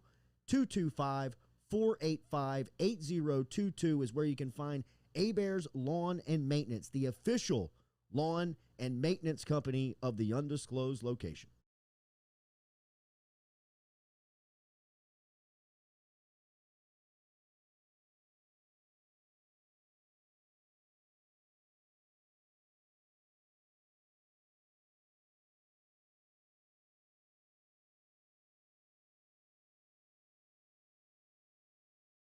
Gearing up for spring and summer down here in South Louisiana, and you want to keep your lawn maintained during these sunny seasons, get in touch with our friend Blake Hebert over at Hebert's Lawn Maintenance, where he says, you grow it, I mow it. 225-485-8022.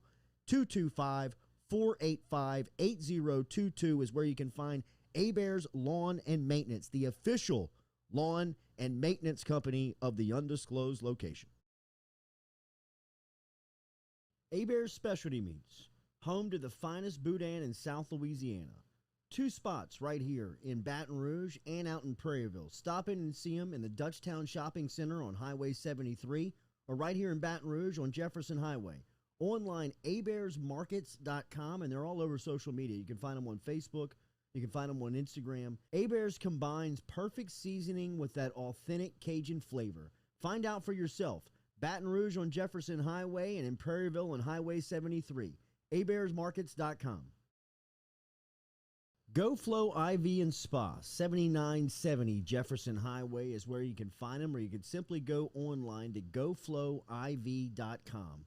GoFlow IV Spa is a medical spa that specializes in IV hydration with vitamin infusion. At GoFlow IV Spa, they can help you with a wide range of issues, from skin care to illness recovery, athletic performance, hangover cure, chronic illness, and even chronic dehydration. GoFlowIV.com or stop in and see them, 7970 Jefferson Highway.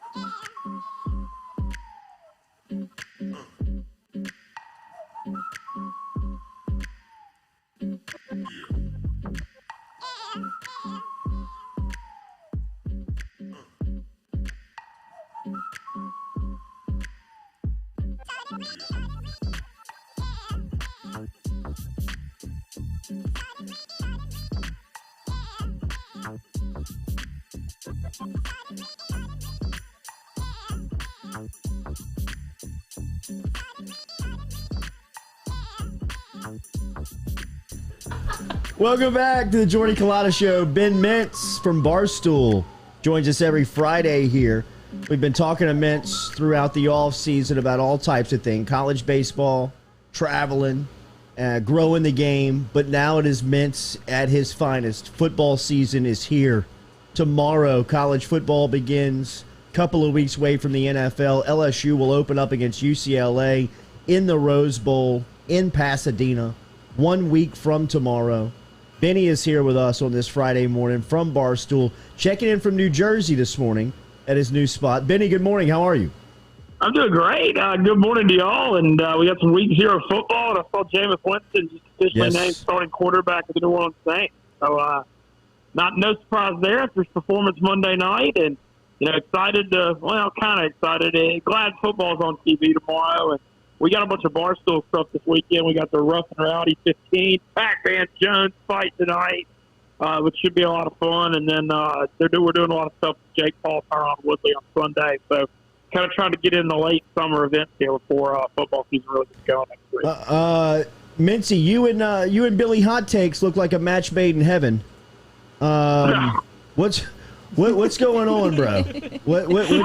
How do you feel? Before we start diving into to college football and picks and spreads, how was your home life? No, it's good. Getting settled in Hoboken, and when I signed up for this Billy thing and Mitzi experiment, I knew there'd be some prep meals and be lifting some weights, and I knew I'd be taking the occasional supplement. I did not realize we'd be getting into root cause behavior and like therapy, and theory therapy, trying to correct 30 years of bad decisions. So, I told him I'd fully embrace it all the way, no matter the cost. Maybe I didn't realize what I was saying when I said that. What's the goal here, Mintzy? I mean, what are we trying to prove? We get it, bro. You're disciplined. We love you. Don't do this to yourself. No, I'm just trying to live, man. Yeah, But I will say it's good, man. I feel it's only Bill Parcells said it best. Let's not get the anointing oil out just yet. But good week 1, feeling good, and I'm gonna get some more muscle and lose a little fat, and it's good. We're gonna embrace it. How was Citi Field last night? Did it look as fun as the social media looked as if it was? Yes, it was last Friday. It was amazing. Honestly, I'll say this too. I mean, surreal. Big Cat deciding to go like 2 hours before. And, one of the big things in our relationship, he's a big deadhead. And I'm the only person in content in the office that kind of has similar music taste, and so it's kind of unique that that's a big part of our relationship. And man, just so much fun. And Za being from Zimbabwe, going to a Dead show. I mean, a guy from Louisiana and a guy from Zimbabwe hanging out at a Dead show in New York. I mean, it's incredible. Show is great, man. There are like 60,000 people at this thing. Damn. So huge time there, and trying to get the live music in while I can, because once football starts, would be pretty dang busy. So, but man, so much fun, and getting set. Yeah, it's just a great time. And honestly, had so much fun with Dad trying to go next Sunday in Hartford, Labor Day Sunday. Cool. More surprising, Big Cat showing up in the crew 2 hours before the show started, or him turning down mushrooms? I'd say him showing up, because I didn't expect Big Cat to eat. I was there with some old guy behind me, because when he was tweeting about that, he said someone offered it, and people were like, "Mintz, what are you doing? Are you trying to crow?" I was like, "No, I was do that to Big Cat." I was like, "You people are crazy," or some old guy. So, but it was really funny. It was really funny, and he had a great time, and it was cool to get time with Dan. So. Mitzi, who do we like tomorrow? What spreads are you looking at? Man, I'm on the first. We're going back to Mintz first half under train, especially week 0. I got under 27.5 Nebraska, Illinois first half under. Well, Illinois with Brett Bielema, they're going to go old school. They're actually going to huddle. Time's going to come off the play clock. Go under center.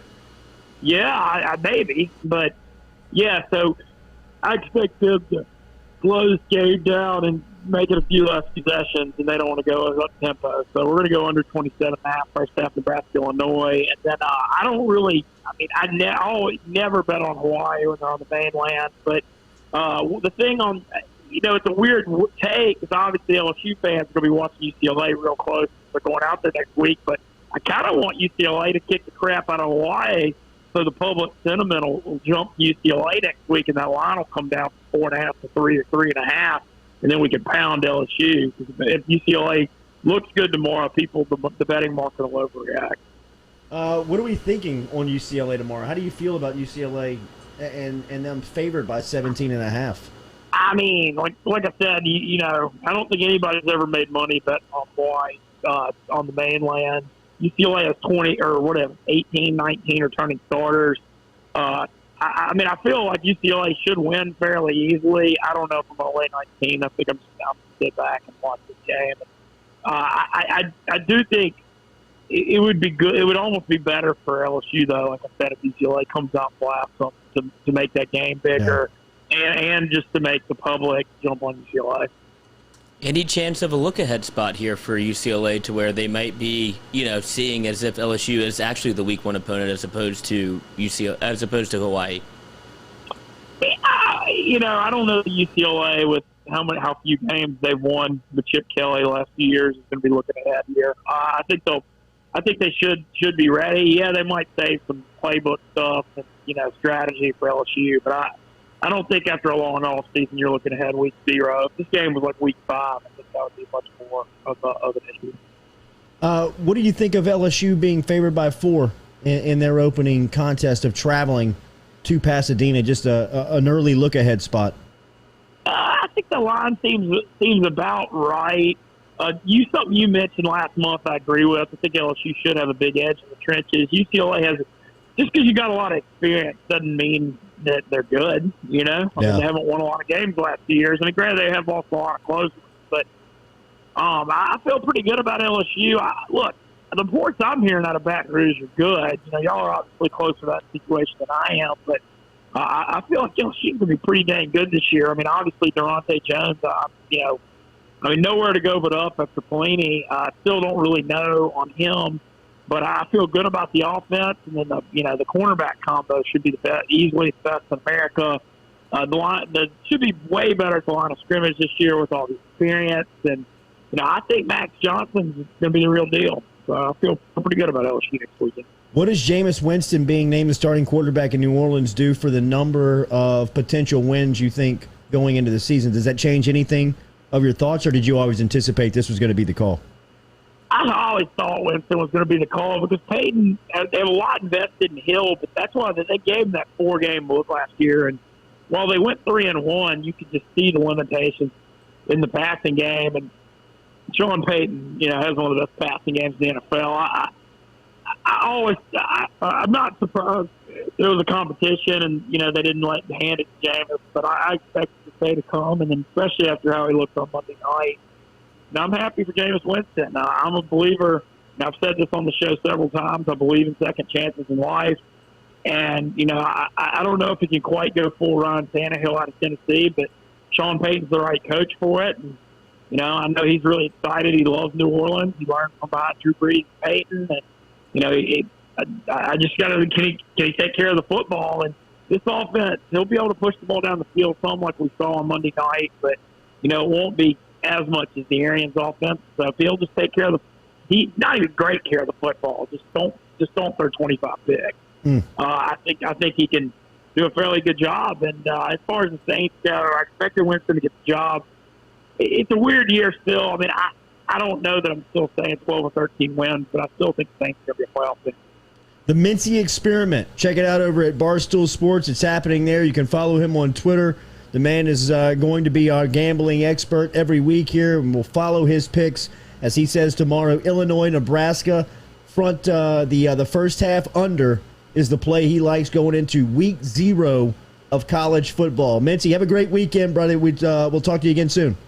We will. Thank y'all very much for having me. Later, buddy. Thanks. There is Benjamin Mintz checking in this morning. That conversation and all of our podcast are brought to you by RMB Builders. Get in touch with Rhett Bourgeois and his crew over at RMB Builders for today's custom-made home. If you need a total overhaul or reconstruction of what you have going on and what you're living in now, RMB can help you. Or if you just need some basic handiwork done around the house, get in touch with Rhett Bourgeois. He's also commercially licensed, so he can help you out with your commercial project.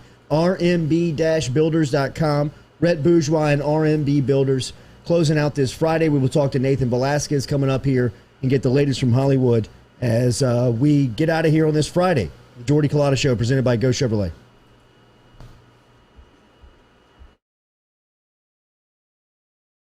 Gearing up for spring and summer down here in South Louisiana, and you want to keep your lawn maintained during these sunny seasons, get in touch with our friend Blake Abear over at Abear's Lawn Maintenance, where he says, you grow it, I mow it. 225-485-8022. 225-485-8022 is where you can find Abear's Lawn and Maintenance, the official lawn and maintenance company of the undisclosed location. Abear's Specialty Meats, home to the finest boudin in South Louisiana. 2 spots right here in Baton Rouge and out in Prairieville. Stop in and see them in the Dutchtown Shopping Center on Highway 73 or right here in Baton Rouge on Jefferson Highway. Online, abearsmarkets.com, and they're all over social media. You can find them on Facebook. You can find them on Instagram. Abear's combines perfect seasoning with that authentic Cajun flavor. Find out for yourself. Baton Rouge on Jefferson Highway and in Prairieville on Highway 73. abearsmarkets.com. GoFlow IV and Spa, 7970 Jefferson Highway is where you can find them, or you can simply go online to goflowiv.com. GoFlow IV Spa is a medical spa that specializes in IV hydration with vitamin infusion. At GoFlow IV Spa, they can help you with a wide range of issues, from skin care to illness recovery, athletic performance, hangover cure, chronic illness, and even chronic dehydration. GoFlowIV.com or stop in and see them, 7970 Jefferson Highway. Gearing up for spring and summer down here in South Louisiana, and you want to keep your lawn maintained during these sunny seasons, get in touch with our friend Blake Abear over at Abear's Lawn Maintenance, where he says, you grow it, I mow it. 225-485-8022. 225-485-8022 is where you can find Abear's Lawn and Maintenance, the official lawn and maintenance company of the undisclosed location.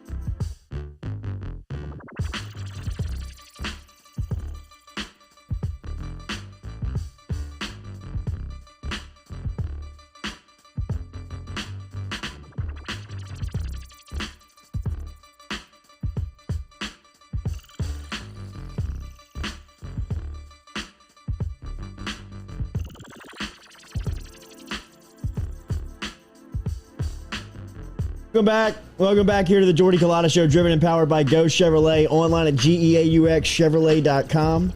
Remember, you can get in touch with us at Go Chevrolet.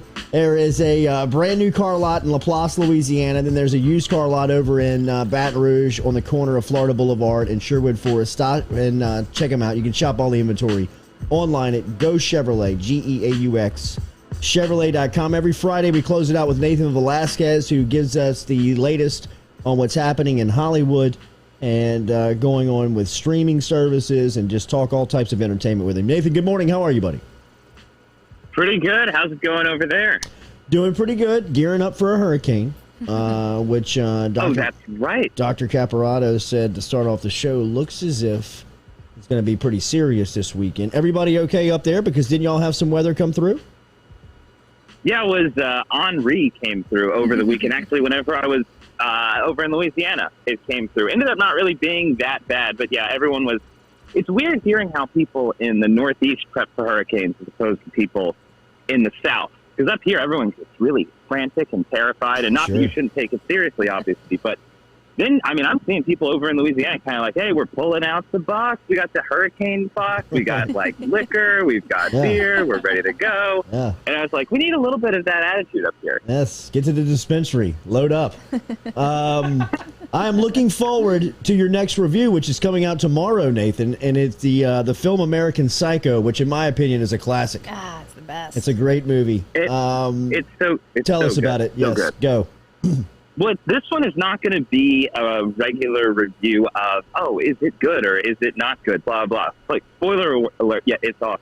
It is beyond awesome.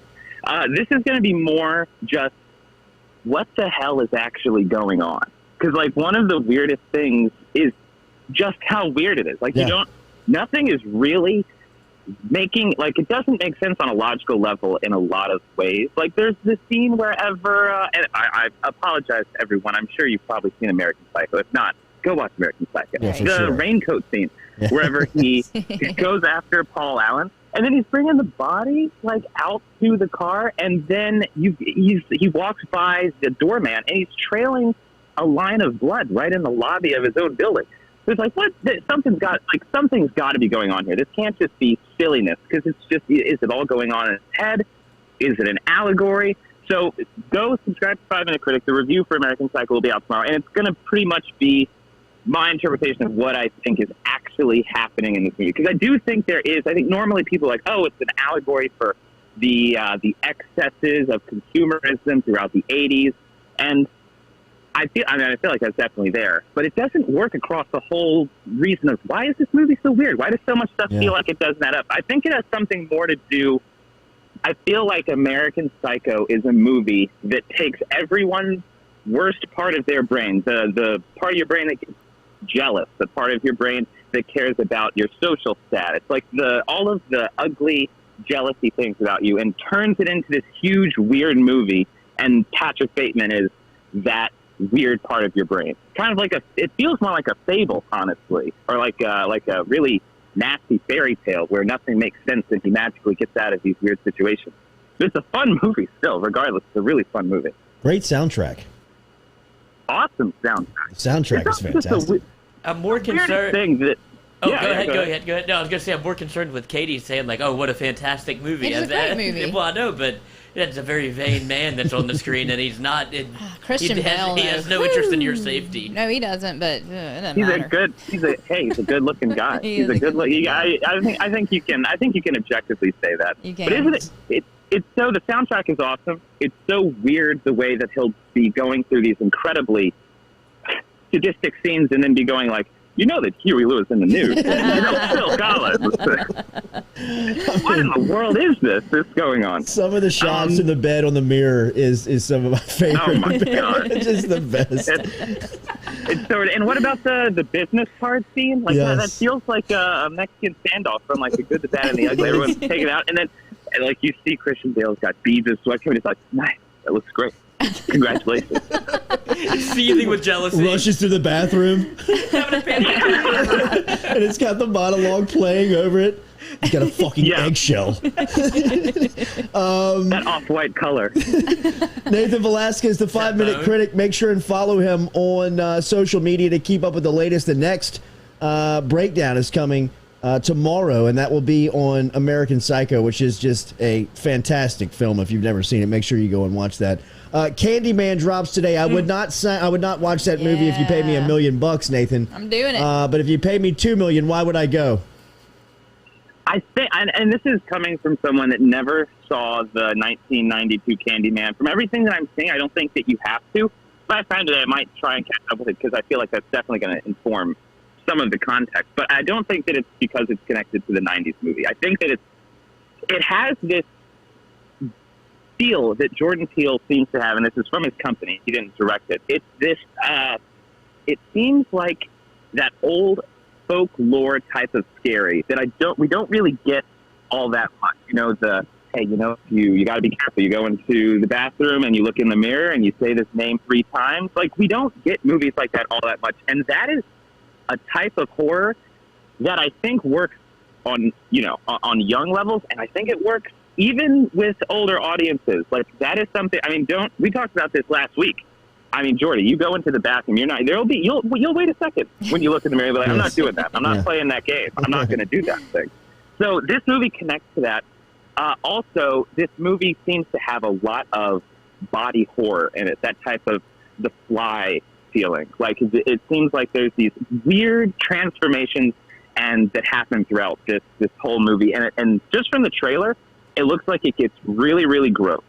So I think those two things, like the body horror, gore, and the folklore level of horror that works on multiple levels, I think that is going to be a very unique reason to go, hey, look, if you like horror, then it's going to be a reason to go and see it in the theater. And from the sounds of it, Jordy and Lloyd, you both are, I expect to hear about it next week from you guys. Forget it. No chance. No chance at all.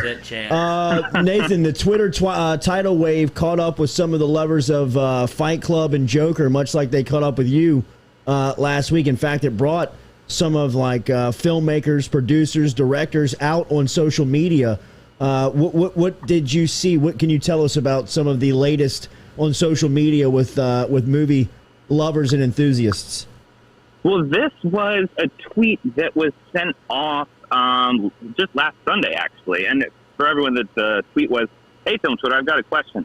We all know red flag movies, Fight Club, The Joker, etc., that we can all spot on sight. But are there any green flag movies? Movies that you hear someone say and that makes you instantly trust or like a person? Now, like, on one just kind of, I guess, emotional level, please nobody trust anyone if you just hear about a movie opinion. That's probably a terrible basis to make a friend. You said you love Fight Club. I believe in you. Dude, there's $50 missing from my wallet. I thought you loved Green Book. But yeah, people, and like normally, of course, oh my gosh, someone's got a really annoying opinion on Twitter. Surprise, surprise. But this is, it brought out hundreds and hundreds of people in support of the idea, but then also more filmmakers and critics. They were very skeptical about this. Like, the profile of the people that were getting involved was interesting because I actually had a live stream, and I do live streams on the 5 Minute Critic YouTube channel, 4 p.m. Eastern time every Friday. And actually last week it talked about this, like before the tweet even came out. There's a weird thing, and I don't know what the reason is. You take movies like Fight Club, you take movies like Joker. I would say you even take movies like American Psycho. And for some reason, there's a large group of people that feel like there are kinds of movies and shows and series that you just can't trust. You can't trust people that watch them. There's something bad about them. There's something bad about the people that like them. It's a weird feeling that's out there. I had, like, before this year, I never even really realized it. Like, of course, there are movies that are controversial, but there's something weird going on that's catching a lot of attention. This, like, sentiment that there are certain things that if you enjoy them, you're a distrustworthy person. I mean, I know it's Twitter, but I mean, also in the last year, I think we've learned things that start on social media have a way to bleed out into normal discourse.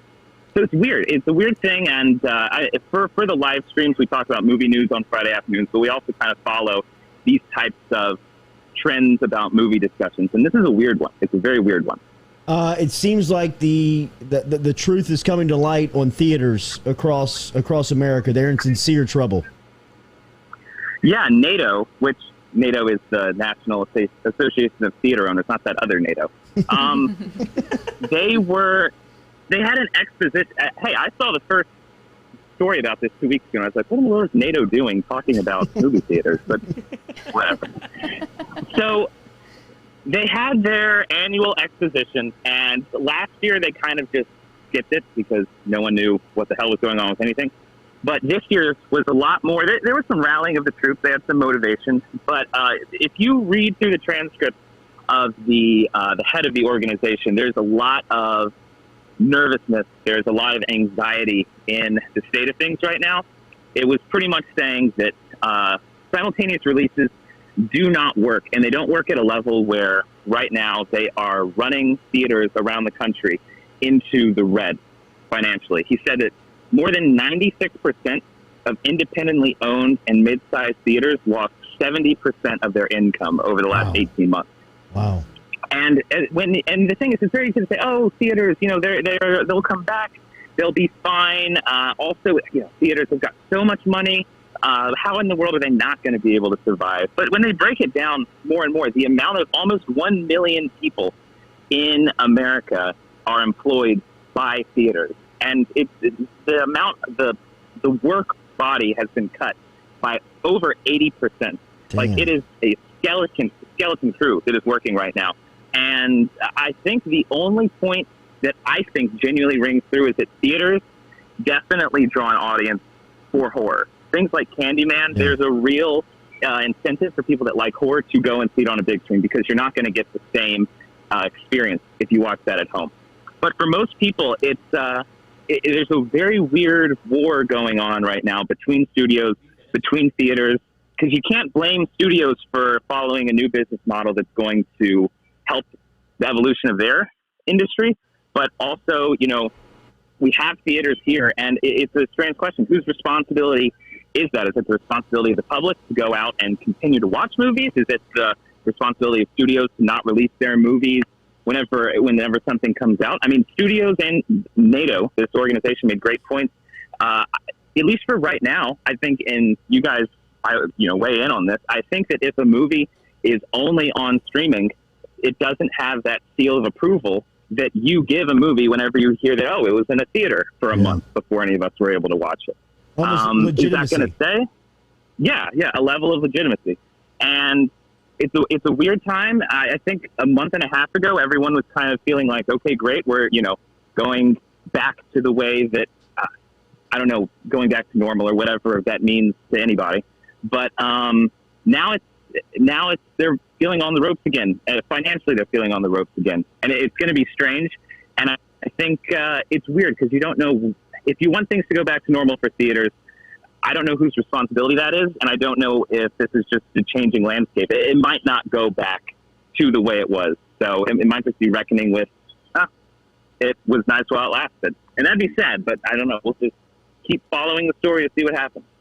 With the streaming companies, or at least like an HBO Max pairing up with the movie theaters and trying to do these same day releases, is this all just deployed to draw people into HBO Max so they can see their series with like a White Lotus, which absolutely had me hooked and I watched it in one day? Is that more of like, is there a game within the game where they're trying to get you to subscribe to the service and then they'll pump out their own content that they own 100% of?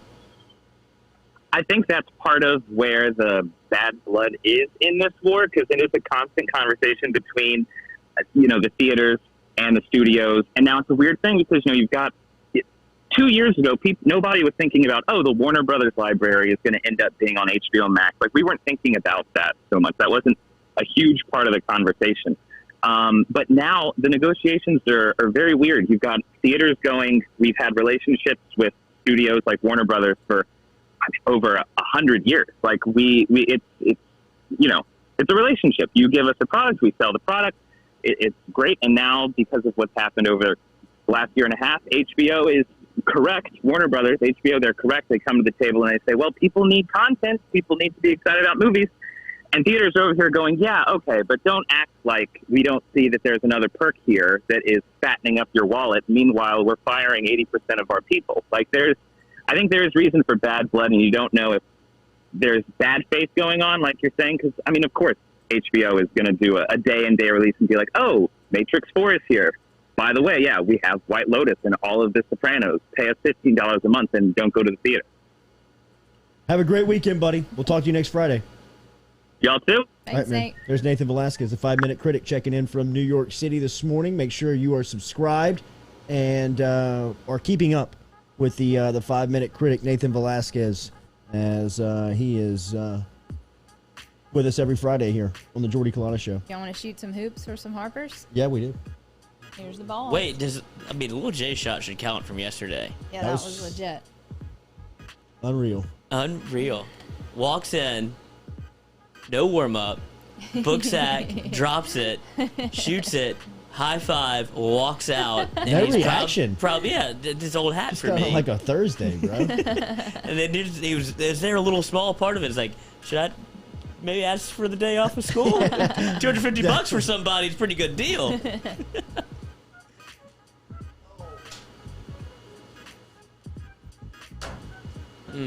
So you hate to see it. You hate to see it. Close. Ooh, and Papa Earl goes down. All right. I'm worried for you here. He's going to shoot till he misses. I've got a feeling. He's going to keep going. Pick one. Have a great weekend. Harper's. Go stop and see him. How about Hayden Pierce? He's always up and I've been chatting with us a lot this week. Hayden, get to Harper's. Yeah, I just feel like Hayden and I are clashing of the minds. But, maybe this will smooth it over. This might smooth it over. Hayden, go to Harper's. Tell him you got $250 gift card for some game day wear. I'm sorry, your Cowboys won't make the playoffs. That's not the guy. Is that the Cowboys guy? Yeah, he's a big Cowboys guy. Okay. Enjoy Hard Knocks. Well, I'm a Cowboys next week guy. I think so. Yeah. Have a great weekend. We're back with you on Monday morning. Be safe.